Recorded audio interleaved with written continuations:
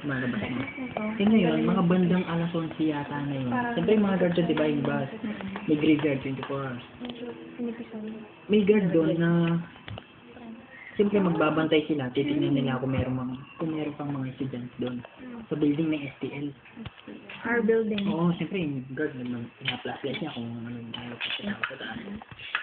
Ngayon, yung pag-flashlight niya, may nakita siyang babae. Dumaan. Oo, naglalakad. Actually, naglalakad niya. Kami yung papasigaw niya na. Naglalakad siya. Tapos, babae, naka-uniform. Nagkataka yung guard.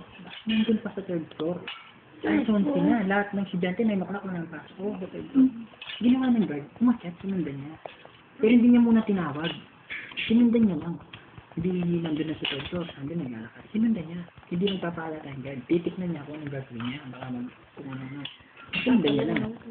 Ngayon, sinusundan niya. Yung babae, bumaba papunta sa inyo. Yun naman, guard, sinundan ulit. Yung pambaba niya. Umalik.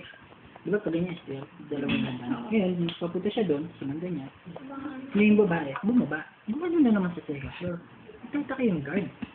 Bakit pag ganun lang pag ganun? Sinusundan niya lang.